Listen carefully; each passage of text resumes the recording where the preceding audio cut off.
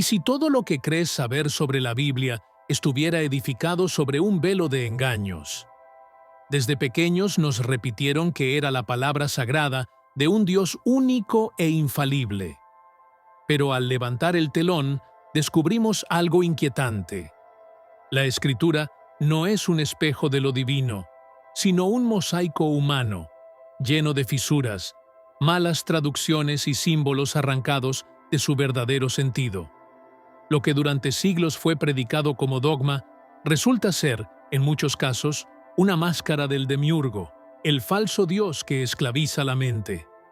El primer velo que se descorre es el de Lucifer. La humanidad entera temió al ángel caído, al portador de la rebelión. Pero, ¿qué pasa si nunca existió en el texto original? El nombre aparece una sola vez, en la traducción latina de San Jerónimo. Allí, Lucifer no es un demonio, sino Venus, la estrella de la mañana. Isaías no hablaba de Satanás, sino de un rey babilónico cuya arrogancia caería como el brillo de Venus al amanecer. Y sin embargo, un error de traducción creó un villano cósmico. Lo irónico es que en otros pasajes, la misma expresión designa a Jesús, la estrella que brilla en los corazones. Entonces, ¿quién es Lucifer? ¿Un demonio? ¿El Mesías? ¿O simplemente un símbolo de la luz? La verdad es que el mito nació de una palabra mal colocada, y con ella, toda una teología de miedo. El segundo secreto es Satanás.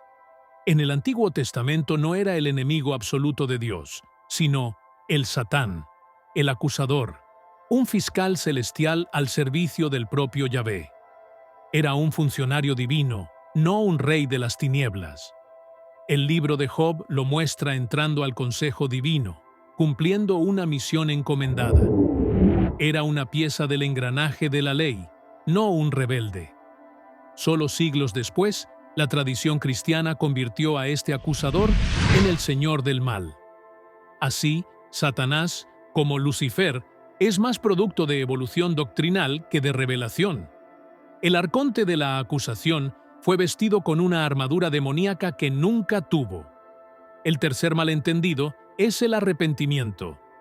Jesús nunca habló de penitencias ni de culpas heredadas. Su palabra fue metanoia, un cambio de mente, una revolución de conciencia. No es autoflagelación ni miedo, es despertar. El reino de Dios, dijo, se alcanza cambiando la forma de percibir la realidad. Pero Jerónimo volvió a equivocarse. Tradujo metanoia como penitencia. De ese error nació toda una maquinaria de control basada en la culpa, el castigo y la obediencia. Lo que era una invitación a la libertad interior se convirtió en una cadena que esclaviza el alma. El cuarto velo cae sobre el cielo. Se nos enseñó que era un paraíso lejano, un destino tras la muerte. Pero Jesús afirmó: el reino de Dios está dentro de ustedes. No se trata de un lugar físico, sino de un estado de conciencia. El cielo no es un país en las nubes, es una dimensión interior que despierta cuando la mente se abre a lo divino. El reino no vendrá con señales externas, sino con el despertar interno.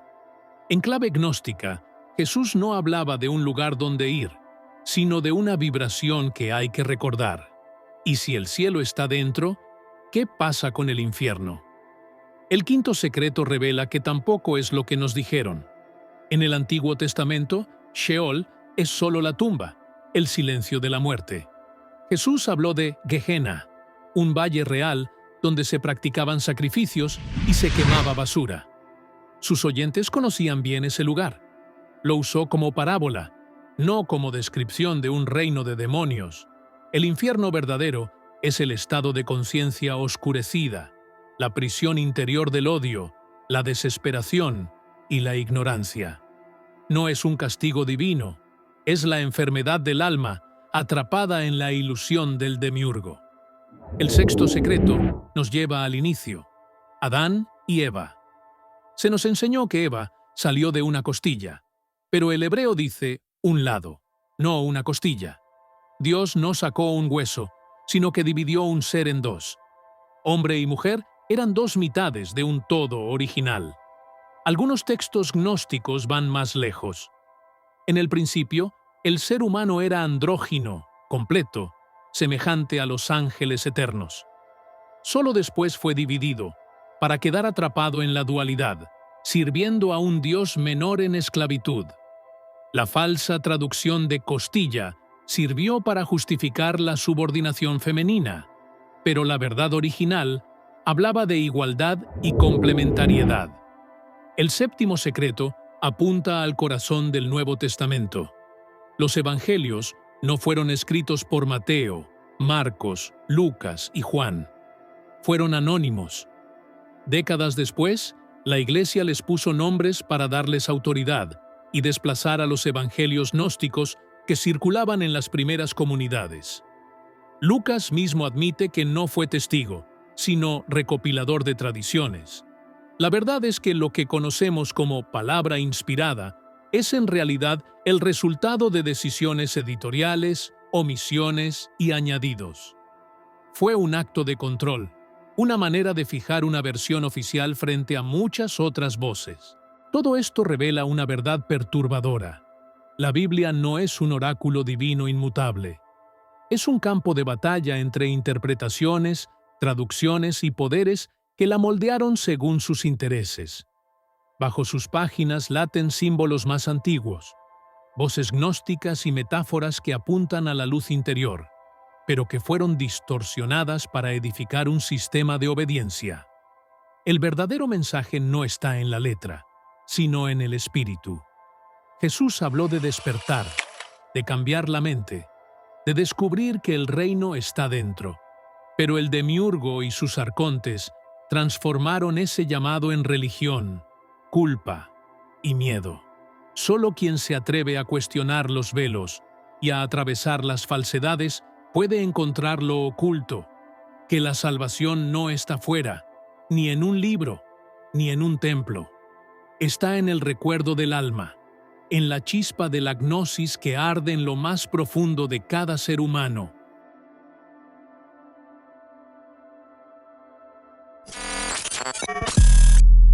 El telón nunca se cierra, el circo continúa.